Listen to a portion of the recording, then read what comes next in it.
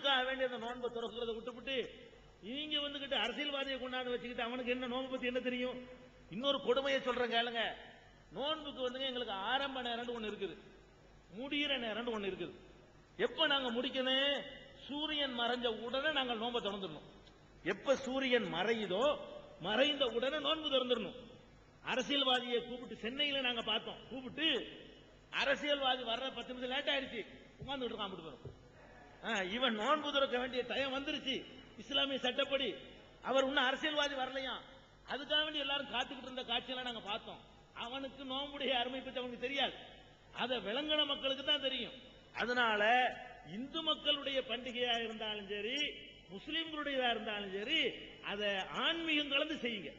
உங்களுக்கு சொல்லக்கூடியது அதை அரசியல்வாதியை கொண்டாந்து வச்சுக்கிட்டு நீங்க விநாயகர் சதுர்த்தியா இருந்தாலும் சரி, நீங்க இருக்கிற கார்த்திகை விரதமா இருந்தாலும் சரி, அதை நீங்க கடவுளுக்கு செய்யற வணக்கம்னு செய்யணுமே தவிர அரசியல்வாதியை கொண்டாந்து நுழைச்சிங்கன்னா நாசமா போயிடும். அப்படி எந்த மார்க்கமும் சொல்லல, இஸ்லாமும் சொல்லவில்லை, வேற எந்த மார்க்கமும் சொல்லல. அதை நாங்கள் உடன்படவே இல்லை. ஐயா கேட்டாங்க கண்டிக்கிறீங்களா ஆதரிக்கலான்னு. கண்டிக்கிறோம், கடுமையா கண்டிக்கிறோம். 20 வருஷமா எதிர்த்து பிரச்சாரம் பண்ணிக்கிட்டு இருக்கிறோம். பல ஊர்ல ஒளிச்சியும் இருக்கிறோம். இந்த அரசியல்வாதியை கூப்பிடக்கூடாது என்பதை ஒளிச்சியும் காட்டிருக்கிறோம். சொல்லுங்க. உளவி அவர்களுக்கு வணக்கம். என் பெயர் பலகுரல் வேந்தன், முகவையூர் திரவியம், கங்கை கொண்டான் காலனி, நெய்வேலி 2. நான் ஒளிபெருக்கிகளை விளம்பரம் செய்யும் போது நபி நாயகத்தினுடைய பொன்மொழிகளை சொல்லி விளம்பரம் செய்கிற பழக்கம் உண்டு. அப்பொழுது நான் குறிப்பிட்டேன், நபிகள் நாயகம் சல் என்று குறிப்பிட்டேன். ஒரு இஸ்லாமிய பெரியவர் என்னிடத்திலே வந்து, நீங்கள் நபிகள் நாயகம் என்றுதான் சொல்ல வேண்டுமே தவிர சல் என்று அழைக்கக்கூடாது என்று சொன்னார். ஏன் என்று அவரிடத்திலே நான் கேட்டேன். அது இஸ்லாமியர்களுக்கு மட்டுமே சொந்தமான வார்த்தை, மாற்று மதத்தினருக்கு கிடையாது என்று சொன்னார். ஆனால் இஸ்லாமியம் ஒரு இனிய மார்க்கம் என்றோ, அது அறநெறி தன்னுடைய வாழ்நாளிலே கடைபிடிப்பதாகவும் சொல்லுகிறீர்கள். ஆனால் வள்ளுவன் சொன்னான், எப்பொருள் யார் யார் வாய் சொற் கேட்பினும் அப்பொருள் மெய்ப்பொருள் காண்பதறிவு என்று சொன்னான். ஆனால் இஸ்லாமியம் காட்டுகின்ற மெய்யறிவு என்ன? அதாவது 2 விஷயத்தை நீங்க தெரிஞ்சுக்கணும். அதாவது நபிகள் நாயகம் நாங்க சொன்ன உடனே நீங்க புஸ்தகங்கள்ல எல்லாம் படிச்சிருப்பீங்க. நபிகள் நாயகம் போட்ட உடனே அதுக்கு பின்னாடி சல்ந்து ஒண்ணு போடுவாங்க.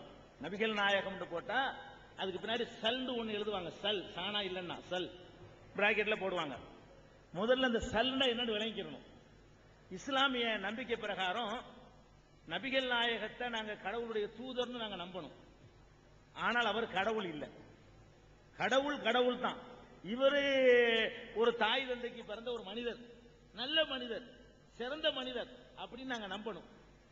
நபிகள் நாயகம் என்ன பண்ணாங்கன்னு கேட்டா, ஒவ்வொரு காலத்திலையும் நல்லவர்கள் இறந்த உடனே அவங்களே கடவுளாக்கி விட்டாங்க.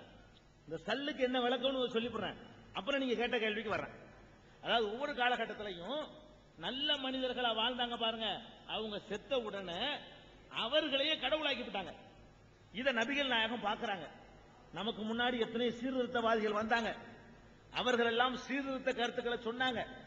அவர்கள் இறந்து போன பிறகு அவர்களையே கடவுள் என்று சமுதாயம் ஆக்கிருச்சு. அந்த நிலை எனக்கு வரக்கூடாது. நபிகள் நாயகம் சொல்றாங்க, நான் இறந்து போன பிறகு நீங்க என்னை கடவுள் ஆக்கிடக்கூடாது, கடவுள் அவதாரம் ஆக்கிடக்கூடாது, கடவுள் அம்சம் பொருந்தியவன் ஆக்கிடக்கூடாது. நான் ஒரு மனிதன் என்றுதான் எல்லா நேரத்திலும் நீங்க யாபத்துல வச்சுக்கிறணும். அப்படிங்கிறதுக்காக நபிகள் நாயகம் சொன்னாங்க, என்னுடைய பெயரை நீங்கள் குறிப்பிடும் பொழுதெல்லாம் இதை நினைவுபடுத்தும் விதமாக அல்லாஹ் அவருக்கு அருள் புரிவானாக. ஸல்லல்லாஹு அலைஹி வஸல்லம் என்பதனுடைய சுருக்கம் தான் சல். சல்ங்கிறாங்களே, அதனுடைய சுருக்கம் என்ன, அபரிவேஷன் அது. ஸல்லல்லாஹு அலைஹி வஸல்லம், இதுக்கு என்ன அர்த்தம் தெரியுமா? அவருக்கு அல்லாஹ் அருள் புரியட்டும். அப்ப அல்லாஹ் வேற அவர் வேற ஆயிடுது. நபிகள் நாயகம் நாங்க சொன்ன உடனே அவரை போய் நம்ம கடவுள் ஆக்கிட கூடாதுங்கிறதுக்காக அது சேர்த்து நாங்க என்ன சொல்லணும், ஸல்லல்லாஹு அலைஹி வஸல்லம், அவருக்கு அல்லாஹ் அருள் புரியட்டும். அவர் மனிதர், அல்லாஹ் வேற, அல்லாஹ் இவருக்கு அருள் புரியட்டும் அப்படின்னு சொல்லி தன்னை எல்லா காலத்திலையும் மனுஷனாவே மக்கள் நினைக்கணும். அப்படிங்கிறதுக்காக வேண்டி என் பெயரை சொல்லும் பொழுதெல்லாம் நான் ஒரு மனிதன்கிறத யாவப்படுத்திட்டே இருங்க, கடவுள் அருள் எனக்கும் கிடைக்கணும், கடவுள் அருளை எதிர்பார்த்து வாழக்கூடிய ஒரு மனுஷன் தானா அப்படின்னு நினைச்சுக்கிட்டு சொல்லி சொன்ன ஒருத்தர் நபிகள் நாயகம் மட்டும்தான். ஒரு ஆன்மீக தலைவரா இருந்து என்னை எல்லா நேரத்திலையும் மனுஷன் யாவப்படுத்திட்டே இருங்க, ஒருத்தர் சொன்னது கிடையாது. கொஞ்சம் ஒரு சின்ன ஒரு புகழ் வந்தவன தன்னை கடவுள் ஆக்கிடுவார், கடவுள் அம்சம் பொருந்தியவர் ஆக்கிடுவார். இதான் சல். நபிகள் நாயகம் சல் என்று சொல்லக்கூடாது, எழுதலாம். எழுதின பிறகு வாசிக்கும் போது நாங்கள் எப்படி வாசிப்போம்? நபிகள் நாயகம் சல் என்று எழுதி இருக்கும், நாங்கள் படிக்கும் பொழுது சல் என்று படிக்க மாட்டோம். நபிகள் நாயகம் ஸல்லல்லாஹு அலைஹி வஸல்லம் அப்படிதான் நாங்க படிப்போம். சல்னு சொல்லி தான் எழுதுவாங்க, அதையே நாங்க படிச்சிடக்கூடாது. இந்த மாதிரி நீங்கள் சொல்லிடுறா ஒருத்தர் சொல்லியிருக்க மாட்டார். அதாவது சல் என்பதை சல்னு சொன்ன அர்த்தம் இல்லாம போயிடுது. நாங்கள் ஒரு சுருக்கத்துக்காக எழுதும் போது சல்னு போட்டுக்கிறோம். ஷார்ட் ஹேண்ட் இருக்கு பாருங்க, ஷார்ட் ஹேண்ட்ல எழுதுவோம், எழுதுனதை வாசிக்கிறது கரெக்டா வாசிச்சிருவோம். அந்த மாதிரி தான் நபிகள் நாயகம் சல் என்று சொன்னால் நபிகள் நாயகம் ஸல்லல்லாஹு அலைஹி வஸல்லம், முகமது ஸல்லல்லாஹு அலைஹி வஸல்லம், பெருமானார் ஸல்லல்லாஹு அலைஹி வஸல்லம், அவரை பத்தி எப்படி நாங்கள் குறிப்பிட்டாலும் இந்த வார்த்தையை சேர்த்து குறிப்பிடுவோம். எந்த வார்த்தையை? அவருக்கு அல்லாஹ் அருள் புரியட்டும். இதுதான் விஷயம். ஆனால் ஒருத்தர் ஆட்சேபனை பண்ணார் பாருங்க சகோதரர்கிட்ட, அது தப்பு. அது முஸ்லீமுக்கு மட்டும்தான் உள்ளது, முஸ்லீம் அல்லாதவர் அப்படி சொல்லக்கூடாது, அது தவறு. அவர் என்ன சொல்லி இருக்கணும் உங்கள்ட்ட கேட்டா, நீங்க சல்னு சொல்லாதீங்க, அத முழுசா அந்த அப்ரிவேஷனை முழுசா வாசிங்க, ஸல்லல்லாஹு அலைஹி வஸல்லம்னு சொல்லுங்க அப்படின்னு சொல்லி இருப்பாரையானால் அது சிறந்த வழிகாட்டு. அதான் மார்க்கம் சொல்லக்கூடிய வழிகாட்டுதல். இதை நான் தான் யூஸ் பண்ணணும், நீ யூஸ் பண்ண கூடாதுன்னு சொன்னாரையானால் அவர் மார்க்கத்தை பற்றி அறியாதவர். அதனால் அவர் சொன்ன தப்பு. நீங்க இனிமேல் நபிகள் நாயகத்தை சொல்லும் பொழுது சல் என்று சொல்லாமல் ஸல்லல்லாஹு அலைஹி வஸல்லம் முழுசாக சொன்னீர்களே, ஆனால் அது தவறு இல்லை. அப்படி அதான் அதுக்கு சரியான ஒரு பொருள். அதைத்தான் நபிகள் நாயகம் விரும்பினாங்க. அது பெரிய அடமொழி கௌரவம்லாம் கிடையாது. என்னை மனுஷன்னு சொல்லுங்கன்னு இறக்கி தான் அவர் சொல்லிட்டு போறார். நபிகள் நாயகம் அவருக்கு அல்லாஹ் அருள் புரியட்டும். இது ஒரு இதான் அதுல உள்ள விஷயம். அதனால நீங்க தாராளமா நீங்க சொல்லலாம், முழுசா சொல்லுங்க. எல்லோருக்கும் வணக்கம். என் பெயர் கீதா, என் கணவர் பெயர் சுப்பிரமணியன். நான் இந்து சமயத்தை சேர்ந்தவர்.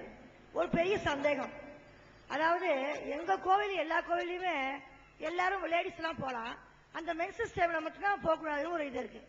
உங்களுக்கு எந்த லேடிஸும் போகக்கூடாது, ஈவன் பசங்க பெரிய வயதானவர்கள் யாருமே போகக்கூடாதுங்கிறாங்க. அது எதனால? ஆண்களும் பெண்களும் சம உரிமை என்கிறோம், ஏதாவது பிரச்சனை அதனால என்ன கொஞ்சம் விளக்கம். தேங்க்யூ. அதாவது இது ரொம்ப அழகான கேள்விங்க. கோயில்கள்ல பெண்களை போறாங்க, வழிபடுறதுக்கு போறாங்க. ஒரு குறிப்பிட்ட இடம் வரைக்கும் போவாங்க, அதுக்கு மேல போக மாட்டாங்க. அல்லது குறிப்பிட்ட இந்த மென்சஸ் டைம் அந்த நேரத்தில் வர வேணாண்டா ஒரு அர்த்தம் இருக்குது. பொதுவாகவே பொம்பளைங்களை பள்ளிவாசலுக்கு வரவிட மாட்டேங்கிறீங்களே, அது என்ன? அது நியாயம் தானா? ஆணு பெண்ணு சமம் இல்லையான்னு சொல்லி அழகான கேள்வி கேட்கிறாங்க. இதை நீங்க விளங்குவதா இருந்தா முதல்ல ஒரு அடிப்படை நீங்க விளக்கணும். இஸ்லாம் என்பது முஸ்லீம்கள் எதை செய்கிறார்களோ அது இஸ்லாம் இல்லை. இஸ்லாம் எது என்று கேட்டா குர்ஆனில் என்ன சொல்லப்பட்டிருக்கிறதோ அது இஸ்லாம். எங்களுடைய தலைவர் நாங்க நம்பக்கூடிய முகமது நபி ஸல்லல்லாஹு அலைஹி வஸல்லம் அவர்கள் என்ன சொன்னார்களோ செய்தார்களோ அங்கீகரித்தார்களோ அதுக்கு பேர் இஸ்லாம். நபிகள் நாயகம் சொல்லாத ஒன்றை நானா செஞ்சேன்னு வைங்க, அதுக்கு பேர் இஸ்லாம் இல்ல. ஒரு முஸ்லீம் குடிக்கிறான், இஸ்லாமே குடிக்க சொல்லி நீங்க நினைச்சுக்க கூடாது. ஒரு முஸ்லீம் வட்டி வாங்குறான், இஸ்லாமே அதை சொன்னா நீங்க எடுத்துக்க கூடாது, இஸ்லாம் அதை தடுக்குது. பெண்கள் பள்ளிவாசலுக்கு வருவதை பற்றி இஸ்லாத்தினுடைய பார்வை என்ன அப்படின்னு பார்க்கிறதா இருந்தா குர்ஆனை பார்க்கணும், நபிகள் நாயகம் ஸல்லல்லாஹு அலைஹி வஸல்லம் என்ன சொன்னார்கள் என்று பார்க்கணும். எப்படி பார்க்கணும்? நபிகள் நாயகம் அவங்களுடைய காலத்துல பள்ளிவாசல் அவங்களும் கட்டி வச்சிருந்தாங்க, ஒரு குடிசை பள்ளிவாசல். அந்த பள்ளிவாசல்ல ஆண்கள் எப்படி தொழுகைக்கு வந்தார்களோ அந்த மாதிரி 5 நேர தொழுகைகளுக்கும் பெண்கள் வந்தார்கள். ஒவ்வொரு தொழுகைக்கும் 5 நேர தொழுகைக்கும் பெண்களும் பள்ளிவாசலுக்கு வந்தார்கள். வந்தார்கள் மாத்திரமல்ல, நபிகள் நாயகம் சொன்னார்கள், லா தம்னஉ இமா அல்லாஹி அனில் மசாஜித், பள்ளிக்கு வரும் பெண்களை நீங்கள் தடுக்க கூடாது. புருஷமார்களுக்கு சொன்னாங்க, கணவன்மார்களுக்கெல்லாம் சொன்னாங்க, உங்கள் மனைவியர் பள்ளிவாசல்களுக்கு 5 நேரம் வர விரும்பினால் நீங்கள் அதை தடுக்க கூடாது அப்படின்னு சொல்லி உத்தரவும் போடுறாங்க. அப்ப நபிகள் நாயகம் இறந்து போற காலம் வரைக்கும் அவர்கள் கட்டின பள்ளிவாசல்ல ஆண்களும் பெண்களும் தொழுகையில கலந்து கொண்டார்கள் 5 நேரமும். என்ன கலந்து கொண்டார்கள்னா, ஆம்பளைக்கு பக்கத்துல பொம்பளை, பொம்பளைக்கு பக்கத்துல ஆம்பளைன்னு கலந்துக்கிற கூடல. எப்படி கலந்துக்கிற சொன்னாங்கன்னா, முன்பகுதியில் ஆண்கள் இருக்கட்டும், பின்பகுதியில பெண்கள் இருக்கட்டும். வரிசை வரிசையா அனுப்பாங்க. முன் வரிசைகள் ஆண்கள் இருங்க, பின் வரிசையில பெண்கள் இருங்க. ஏன்னு கேட்டா நமக்கு தெரியும், கடவுளை வழிபடுற இடத்துல